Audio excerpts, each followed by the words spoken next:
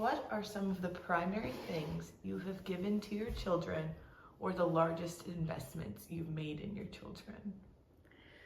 I guess investment means financial, so certainly college and their education. Both our children are going to great schools, but as far as investment in behavior and being grounded, certainly the foundation of being good people, having honesty and respect for their parents. I've invested a lot of financial resources into their education throughout the years. And obviously I'm very invested in their lives, and particularly around athletics and education and home life. What are you rewarded with from your relationship with your children? I believe I'm rewarded with devotion, love, loyalty, family. Their honesty and their respect. We enjoy being around each other and have a good time. Also, they are good people and caring and loving for others and everyone in the family. Do you think your children reciprocate your efforts? Yes, I do. I think they are sometimes self-centered about themselves, which is natural when you're dealing with college-age kids, but I definitely think they are very loving and express themselves in their writing. Most of the time, yes. Do the sacrifices you make for your children outweigh or are pretty even with the benefits you receive as a parent? Right now, they definitely outweigh, but I suspect in the future when they're older, they will definitely be more equal. But I think that's normal.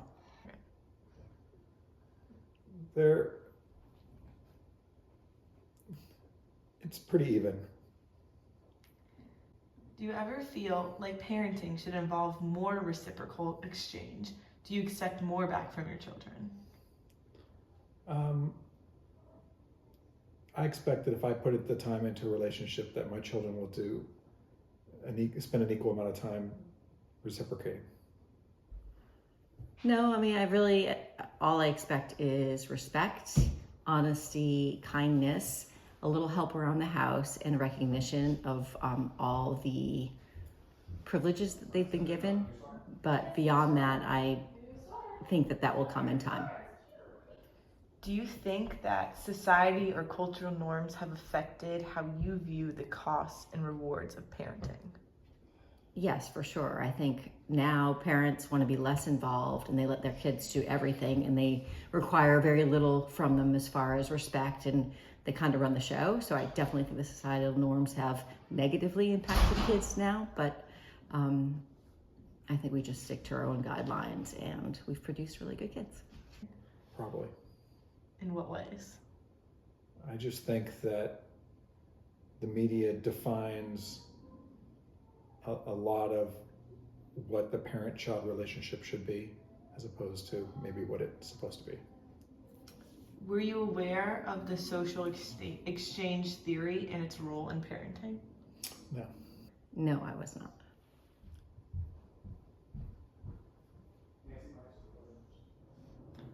How did you figure out what it means to be a parent? Trial and error. It was just trial and error, to be honest with you. My parents were divorced, so I didn't have a lot of role models growing up as far as what parenting is. But I think once you have a child and you love them so much, it just becomes instinctual of what you want to do as far as a parent, to keep them safe and happy and provide guidelines and teach them how to be good people. That just seems to come naturally. Has your idea of the role of a parent changed as your kids have grown up? Yes, for sure. You definitely have to change your tactics and techniques from sole caregiver to providing all their needs and their food and their support, to keeping them safe from running out in the middle of the street, to instilling good values and how to treat people well and be kind and, study and do the things that a good human should do. So yes, it's definitely changed over time. Yes. In what ways? I've given them a lot more freedom the older they get, as opposed to probably a lot more controlling when they were younger. What keywords or symbols do you use to communicate with your children?